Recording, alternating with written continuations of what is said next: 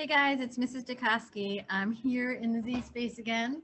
A nice library borrowed posters for you. And we're going to be talking about chapter 21 of Catcher in the Rye. So this is one of my favorite chapters because we get to meet one of my favorite characters, and that is Phoebe Caulfield. Phoebe Caulfield is, we've heard about her. She is Holden's little sister, who we know he loves his little sister. He's really, fond of his siblings, and he has good memories of them, and they are some of the people that he has had the best times with. So he goes home, he sneaks in, and he doesn't end up seeing his parents. So there's that. It's a good thing that he's going home, but he has yet to come clean with his parents and let his parents know that he's in trouble, which he will need to do. But he does go home, and he's able to sneak in and connect with his little sister Phoebe in this chapter. So that's going to be one of our focuses, is we finally meet Phoebe Caulfield, and Holden will be, have a lengthy conversation with her. The other important element in this, or this is a technique that we see in this chapter, is we find out the symbolism of the title, The Catcher in the Rye.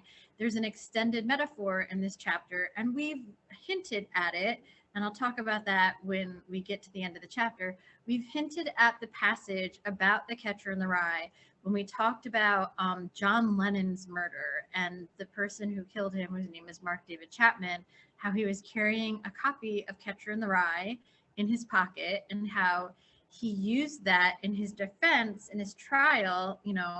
He used this passage from The Catcher in the Rye, and that's the only thing that he used in his defense.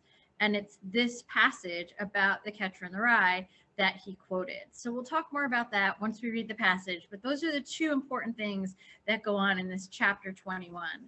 So with that, I'll get to my share, and we will read chapter 21 together. Come on. I hope you're all well out there. So there are chapter 21 notes in your life. You can find them either I put them in the descriptions in the YouTube video, or they're in our Schoology folder. So here's chapter 21. We've got a Be Now, which is courtesy of Miss Amthor, if you have Miss Amthor for chorus.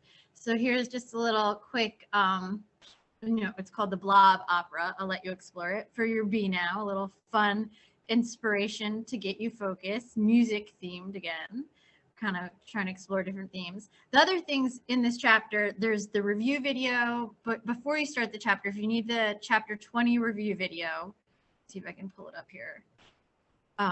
The Course Heroes, I do really like these. They're short, and they'll review the past chapter for you. So there's your chapter review video. Here is there's a link to the Spark Notes, just analysis about what the title means, which we will be talking about in this chapter. We get that reference. And then finally, what I think is wildly interesting is this article about Mark David Chapman and the speculations of why he would quote this passage from Catcher in the Rye in his murder trial. Again, he is the person that murdered John Lennon. So all of these things are our focus for chapter 21. And with that, we will read chapter 21. Let me find it. I know I have it pulled up in one of these tabs. Or maybe I will have to pull it up in one of these tabs. The best laid plans.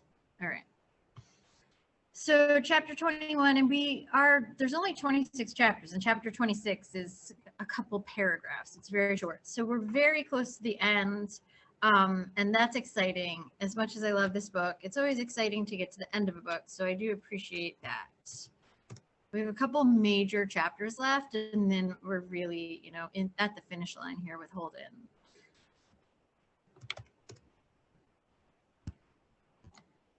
All right, so chapter 21, if you're in the PDF, it starts on page 84. Here's page 84. Chapter 21. The best break I had in years. When I got home, the regular night elevator boy, Pete, wasn't on the car. Some new elevator guy I'd never seen was on the car, so I figured that if I didn't bump smack into my parents and all, I'd be able to say hello to old Phoebe and then beat it and nobody'd know I'd been around. It was really a terrific break. What made it even better, the new elevator boy was sort of on the stupid side. I told him in this very casual voice to take me up to the Dicksteins. The Dicksteins were these people that had the other apartment on our floor. I'd already taken off my hunting hat so as not to look suspicious or anything. I went in the elevator like I was in a terrific hurry. He had the elevator doors all shut and all, and was all set to take me up, and then he turned around and said, "They ain't in. They're at a party on the 14th floor." "That's all right," I said. "I'm supposed to wait for them. I'm their nephew." He gave me this sort of stupid, suspicious look. "You better wait in the lobby, fella," he said. "I'd like to. I really would," I said. "But I have a bad leg. I have to hold it in a certain position. I think I'd better sit down in the chair outside the door." He didn't know what the hell I was talking about, so all he said was, "Oh," and took me up. Not bad, boy. It's funny. All you have to do is say something nobody understands, and they'll do practically anything you want them to. I got off at our floor limping like a bastard and started walking over to the Dickstein side. Then, when I heard the elevator door shut, I turned around and went over to our side. I was doing all right. I didn't even feel drunk anymore. Then I took out my door key and opened our door, quiet as hell. Then, very, very carefully and all, I went inside and closed the door. I really should have been a crook. It was dark as hell in the foyer. Naturally I couldn't turn on any lights. I had to be careful not to bump into anything and make a racket. I certainly knew I was home, though. Our foyer has a funny smell that doesn't smell like any place else. I don't know what the hell it is. It isn't cauliflower, it isn't perfume, I don't know what the hell it is, but you always know you're home. I started to take off my coat and hang it up in the foyer, but that closet's full of hangers that rattle like madmen when you open the door. So I left it on. Then I started walking very, very slowly back toward old Phoebe's room. I knew the maid wouldn't hear me because she had only one eardrum. She had this brother that stuck a straw down her ear when she was a kid, she once told me. She was pretty deaf and all. But my parents, especially my mother, she has ears like a goddamn bloodhound. So I took it very, very easy when I went past their door. I even held my breath, for God's sakes. You can hit my father over the head with a chair and he won't wake up. But my mother, all I have to do to my mother is cough somewhere in Siberia and she'll hear you. She's nervous as hell. Half the time she's up all night smoking cigarettes. Finally, after about an hour, I got to old Phoebe's room. She wasn't there, though. I forgot about that. I forgot she always sleeps in DB's room when he's away in Hollywood or someplace. She likes it because it's the biggest room in the house. Also, because it has this big old madman desk in it that DB bought off some lady alcoholic in Philadelphia, and this big gigantic bed that's about 10 miles wide and 10 miles wide and 10 miles long. I don't know where he bought that bed. Anyway, old Phoebe likes to sleep in DB's room when he's away, and he lets her. You ought to see her doing her homework or something at that crazy desk. It's almost as big as the bed. You can hardly see her when she's doing her homework. That's the kind of stuff she likes, though. She doesn't like her own room because it's too little, she says. She says she likes to spread out. That kills me. What's old Phoebe got to spread out? Nothing. Anyway, I went into DB's room quiet as hell and turned on the lamp on the desk. Old Phoebe didn't even wake up. When the light was on and all, I sort of looked at her for a while. She was laying there asleep, with her face sort of on the side of the pillow. She had her mouth way open. It's funny. You take adults, they look lousy when they're asleep and they have their mouths way open. But kids don't. Kids look all right. They can even have spit all over their pillow and they still look all right. I went around the room very quiet and all, looking at stuff for a while. I felt swell for a change. I didn't even feel like I was getting pneumonia or anything anymore. I just felt good for a change. Old Phoebe's clothes were on this chair right next to the bed. She's very neat for a child. I mean, she doesn't just throw her stuff around like some kids. She's no slob. She had the jacket to this tan suit my mother bought her in Canada hung up on the back of the chair. Then her blouse and stuff were on the seat. Her shoes and socks were on the floor right underneath the chair, right next to each other. I never saw the shoes before.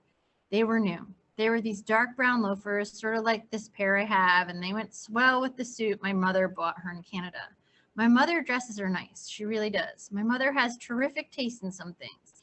She's no good at buying ice skates or anything like that, but clothes, she's perfect. I mean, Phoebe always has some dress on that can kill you.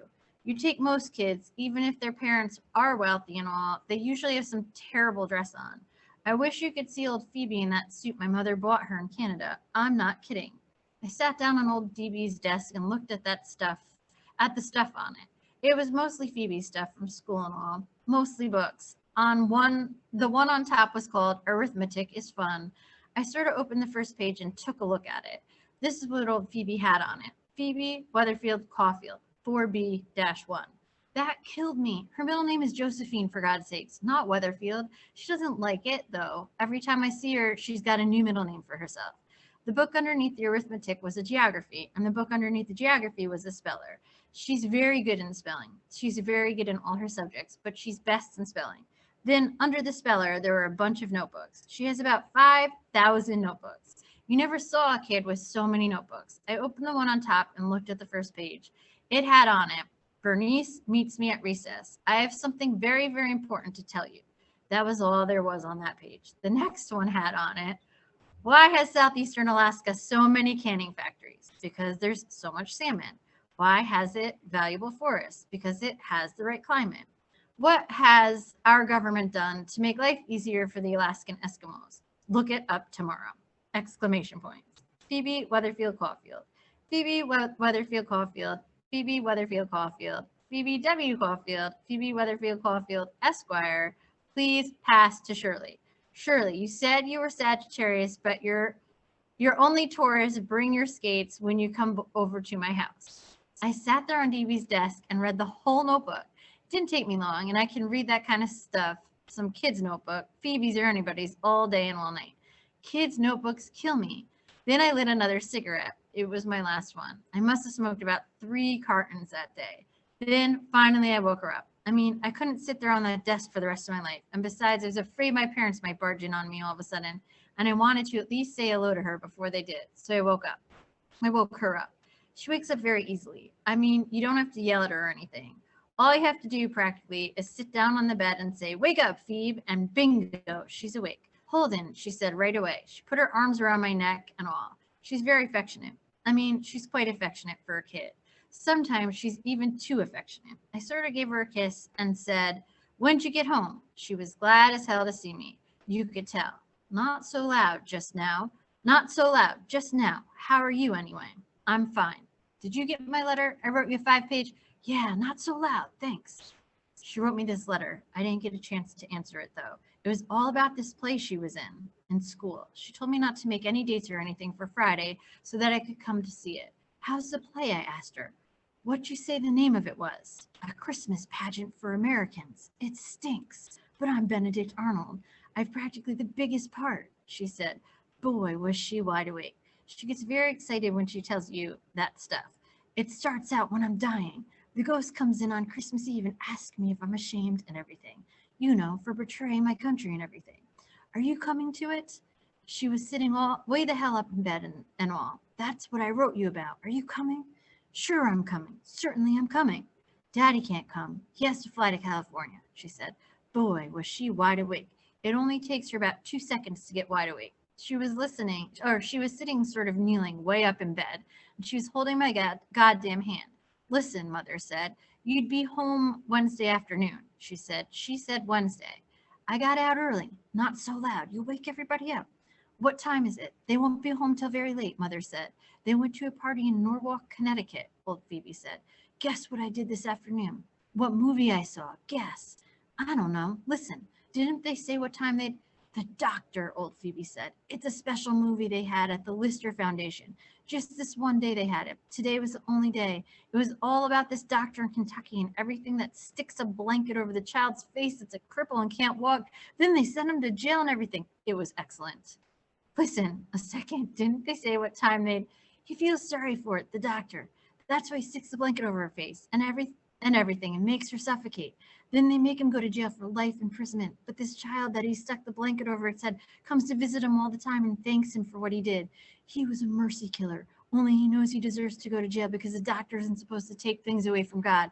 This girl in my class's mother took us, Alice Holmberg. She's my best friend. She's the only girl in the whole... Wait a second, will you? I said. I'm asking you a question. Did they say what time they'd be back, or didn't they? No, but not till very late. Daddy took the car and everything so they wouldn't have to worry about trains. We have a radio in it now, except that Mother said nobody can play it when the car's in traffic. I began to relax, sort of. I mean, I finally quit worrying about whether they'd catch me home or not. I figured the hell with it. If they did, they did.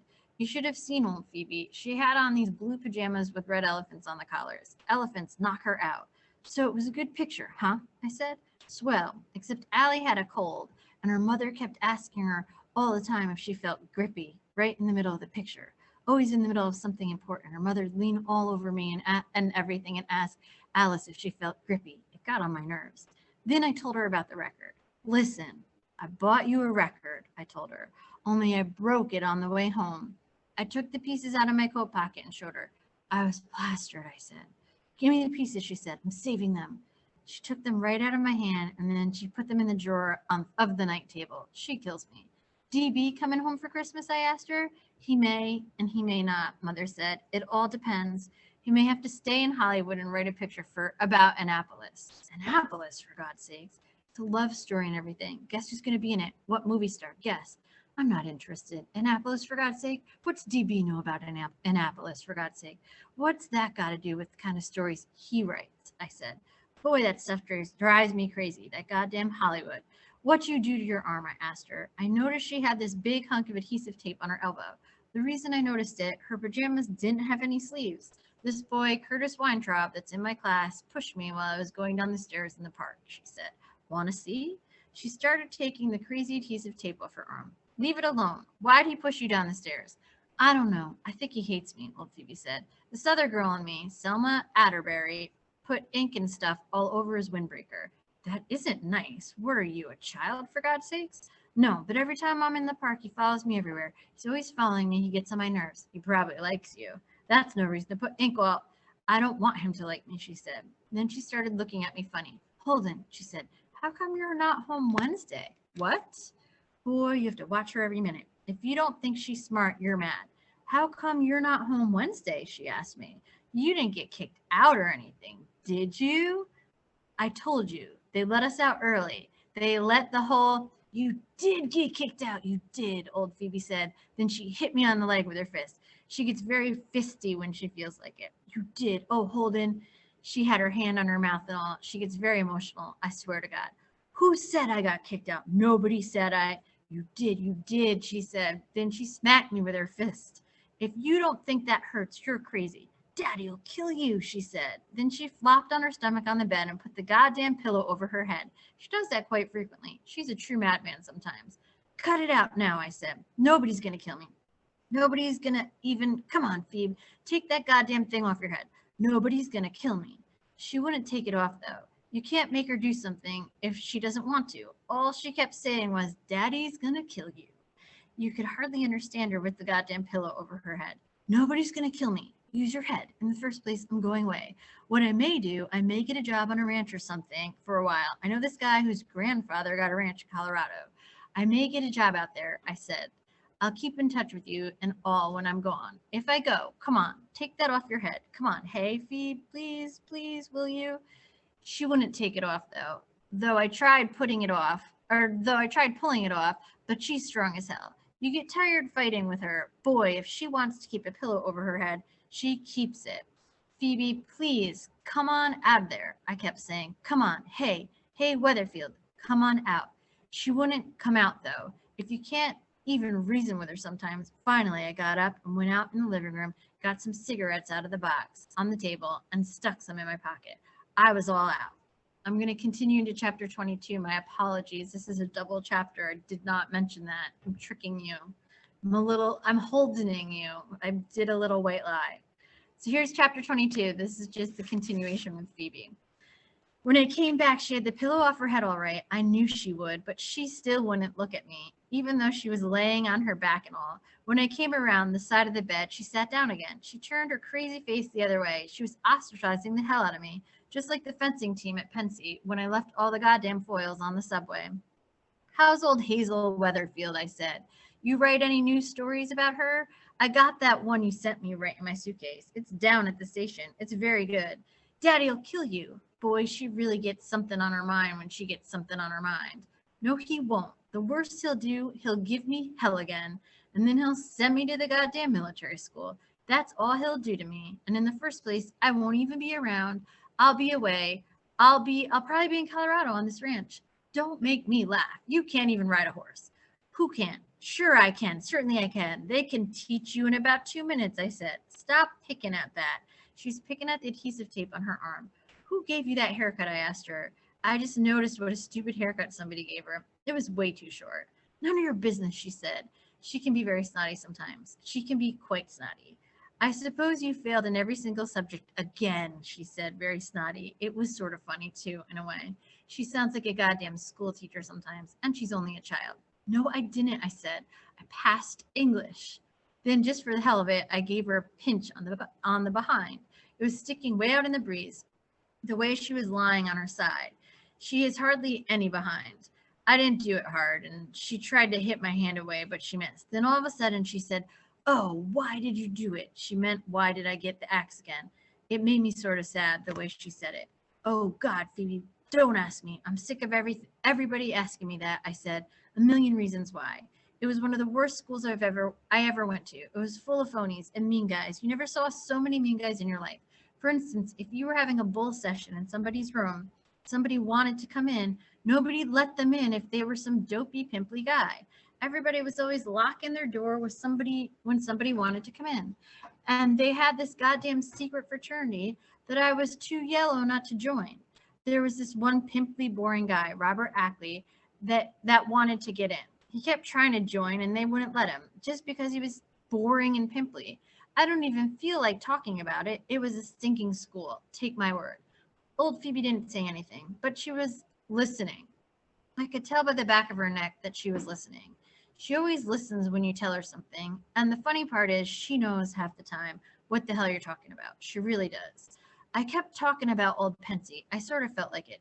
Even the couple of nice teachers on the faculty, they were phonies too, I said. There was this one old guy, Mr. Spencer. His wife was always giving you hot chocolate and all that stuff, and they were really pretty nice. But you should have seen him when the headmaster, old Thermer, came in the history class and sat down in the back of the room. He was always coming in and sitting down in the back of the room for about half an hour. He was supposed to be incognito or something.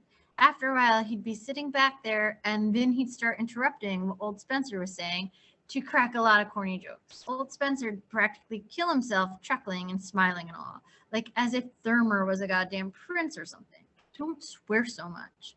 It would have made you puke. I swear it would, I said. Then on Veterans Day, they have this Veterans Day that all the jerks that graduated from Pensy around 1776 come back and walk all over the place with their wives and children and everybody. You should have seen this one guy that was about 50. What he did was he came in our room, knocked on the door, asked if we'd mind if he'd use the bathroom. Bathroom was at the end of the corridor. I don't know why the hell he asked us. You know what he said? He said he wanted to see if his initials were still in one of the can doors. What he did, he carved his goddamn stupid sad old initials in one of the can doors about 90 years ago, and he wanted to see if they were still there. So my roommate and I walked him down to the bathroom and all, and we had to stand there while he looked for his initials in the can doors. He kept talking to us the whole time, telling us how he was at Pensy, and they were the happiest days of his life, and giving us a lot of advice for the future. Boy, did he depress me. I don't mean he was a bad guy. He wasn't. But you don't have to be a bad guy to depress somebody. You can be a good guy and do it. All you have to do to depress somebody is give them a lot of phony advice while you're looking for your initials in some can door. That's all you have to do. I don't know. Maybe it wouldn't have been so bad if he hadn't been all out of breath. He was all out of breath from just climbing up the stairs, and the whole time he was looking for his initials, he kept breathing hard with his nostrils all funny and sad, while he kept telling Stradlater and I to get all we could out of Pensy. God, Phoebe, I can't explain. I just don't like anything that was happening at Pensy. I can't explain. Old Phoebe said something then, but I couldn't hear her. She had the side of her mouth right smack on the pillow, and I couldn't hear her. What? I said. Take your mouth away. I can't hear you with your mouth like that. You don't like anything that's happening. It made me even more depressed when she said that. Yes, I do. Yes, I do. Sure, I do. Don't say that. Why the hell do you say that? Because you don't. You don't like any schools. You don't like a million things. You don't. I do. That's where you're wrong. That's exactly where you're wrong. Why the hell do you have to say that? I said. Boy, was she depressing me. Because you don't, she said. Name one thing. One thing? One thing I like? I said, okay. The trouble was I couldn't concentrate too hot. Sometimes it's hard to concentrate. One thing I like a lot, you mean? I asked her. She didn't answer me, though. She was in a cockeyed position way the hell over the other side of the bed. She was about 1,000 miles away. Come on, answer me, I said. One thing I like a lot, or one thing I just like? Like a lot. All right, I said. But the trouble was I couldn't concentrate. But all I could think of were these two nuns that went around collecting dough in those beat up old straw baskets, especially the one with the glasses with those iron rims. And this boy I knew at Elkton Hills. There was this one boy at Elkton Hills, his name was James Castle, that wouldn't take back something he said about this very conceited boy, Phil Stiebel. James Castle called him a very conceited guy, and one of Stiebel's lousy friends went and squealed on him to Stiebel. So Stiebel, with about 6 other dirty bastards, went down to James Castle's room and went in and locked the goddamn door, tried to make him take back what he said, but he wouldn't do it. So they started in on him. I won't even tell you what they did to him. It's too repulsive. But he still wouldn't take it back, old James Castle. And you should have seen him. He was a skinny little weak-looking guy with wrists about as big as pencils. Finally, what he did, instead of taking back what he said, he jumped out of the window. I was in the shower and all, and even I could hear him land outside. But I just thought something fell out the window, a radio or a desk or something, not a boy or anything. Then I heard about everybody running through the corridor and down the stairs. So I put on my bathrobe and I ran downstairs too. And there was old James Castle laying right on the stone steps and all. He was dead, and his teeth and blood were all over the place. And nobody would even go near him. He had on this turtleneck sweater I'd lent him. All they did with the guys that were in the room with him was expel them. They didn't even go to jail. That was about all I could think of, though. Those 2 nuns I saw at breakfast and this boy James Castle I knew at Elkton Hills. Funny part is, I hardly even know James Castle. If you want to know the truth, he was one of these very quiet guys. He was in my math class, but he was way over on the other side of the room, and he hardly ever got up to recite or go to the blackboard or anything. Some guys in school hardly ever get up to recite or go to the blackboard. I think the only time I ever even had a conversation with him was that time he asked me if he could borrow this turtleneck sweater I had. I damn near dropped dead when he asked me. I was so surprised and all. I remember I was brushing my teeth in the can when he asked me. He said his cousin was coming in to take him for a drive and all. I didn't even know he knew I had a turtleneck sweater. All I knew about him was the time his name was always right ahead of mine at roll call. Cable R, Cable W, Castle, Caulfield. I can still remember it. If you want to know the truth, I almost didn't lend him my sweater, just because I didn't know him too well. What? I said to old Phoebe. She said something to me, but I didn't hear her. You can't even think of one thing. Yes, I can. Yes, I can. Well, do it then. I like Allie, I said, and I like doing what I'm doing right now, sitting here with you and talking and thinking about stuff. And Allie's dead. You always say that if somebody's dead and everything and in heaven, then it isn't really. I know he's dead. Don't you think I know that? I can still like him though. Can't I? Just because somebody's dead, you don't just stop liking them, for God's sakes. Even if they were about 1,000 times nicer than the people you know that are alive and all. Old Phoebe didn't say anything. When she can't think of anything to say, she doesn't say a goddamn word. Anyway, I like it now, I said. I mean right now, sitting here with you and just chewing the fat and horsing that isn't really anything. It is so something, really. Certainly it is. Why the hell isn't it?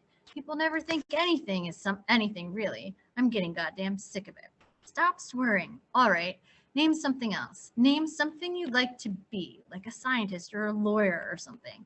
Couldn't be a scientist. I'm no good in science. Well, a lawyer like Daddy and all. Lawyers are all right, I guess, but it doesn't appeal to me. I said, I mean, they're all right if they go around saving innocent guys' lives all the time and like that, but you don't do that kind of stuff if you're a lawyer. All you do is make a lot of dough and play golf and play bridge and buy cars and drink martinis and look like a hotshot. And besides, even if you do go around saving guys' lives and all, how would you know if you did it because you really wanted to save guys' lives or because you did it because what you really wanted to do was be a terrific lawyer with everybody slapping you on the back, congratulating you in court when the goddamn trial was over. Reporters and everybody, the way it was in the dirty movies. How would you know you weren't being a phony? The trouble is, you wouldn't. I'm not too sure old Phoebe knew what the hell I was talking about. I mean, she's only a little child and all, but she was listening, at least. If somebody at least listens, that's not too bad. Daddy's gonna kill you. He's gonna kill you, she said.